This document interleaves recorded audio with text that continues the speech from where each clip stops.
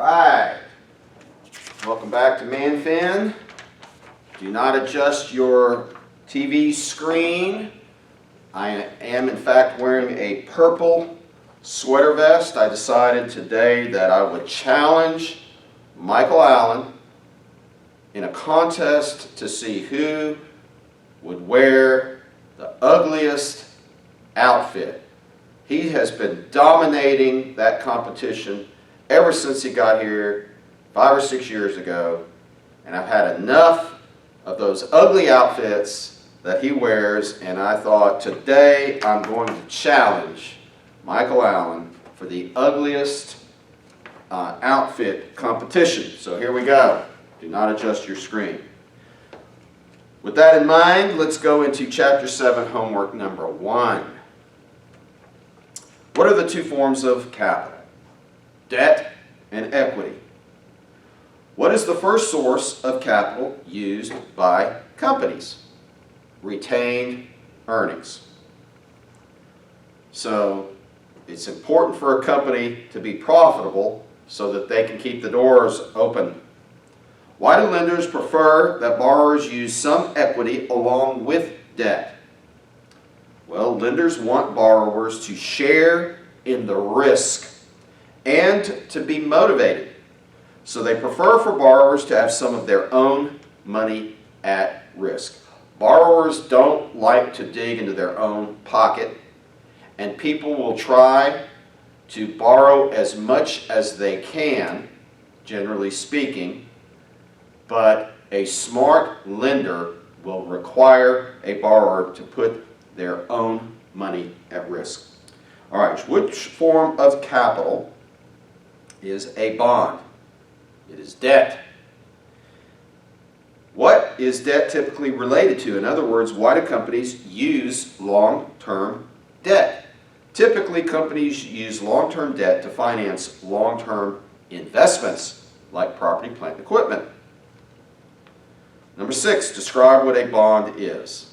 A bond is a loan that is spelled out in a contract, and it is a loan that is directly between a borrower, the company or organization that issues the bond and needs the capital, and the investor who supplies the capital.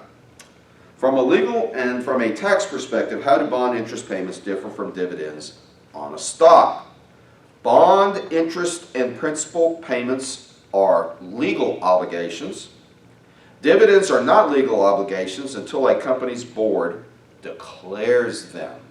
Okay? Regarding tax status, interest payments are tax deductible, but dividend payments are not. Dividend payments on common stock and preferred stock are not tax deductible.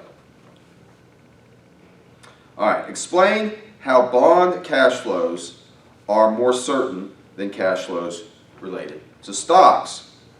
Well, the amount and the timing of bond cash flows, i.e. interest and principal, are contractually mandated and are backed by a senior position relative to proceeds from the liquidation of assets in the event cash flow is inadequate. In other words, if a company goes bankrupt, the bondholders will get any proceeds before the stockholders, proceeds from the sale of assets.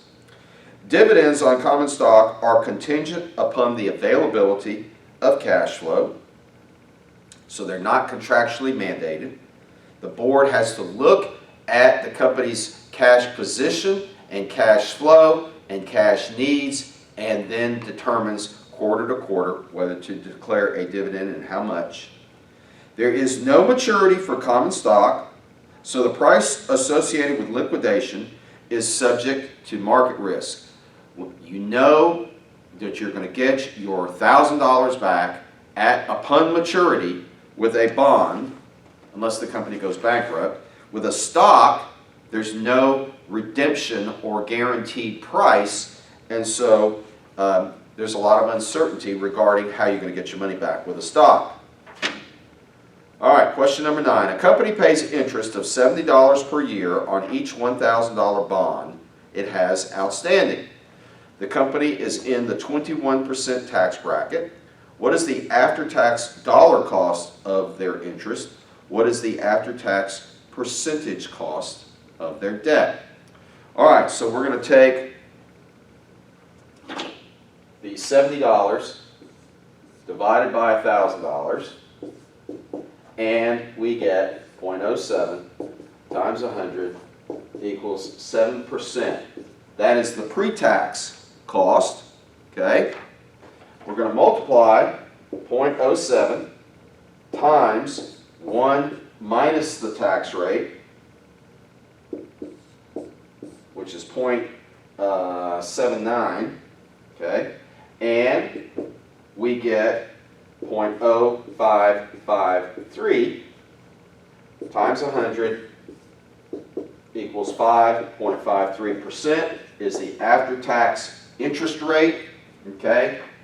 And we would take the $70 times 1 minus the tax rate, and we get $55.30, and that is the after-tax dollar cost of interest. All right. Since debt is cheaper than equity, briefly explain why companies don't put as much debt on the balance sheet as possible. First, lenders require borrowers to have some of their own money in the game. And because rising debt loads cause lenders to increase interest rates for these borrowers. Lenders, which includes banks and investors, will see increasing risk due to rising debt loads, and they will charge a higher interest rate.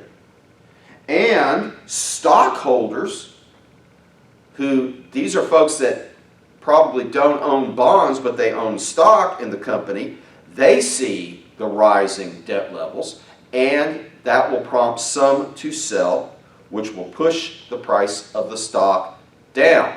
So, rising interest rate and a falling stock price are typical responses to increasing risk caused by rising debt loads. Okay? All right, so that is Chapter 7, Homework 1. We'll take a brief break and we'll come back and we'll work on homework number 2. Peace out. Shalom.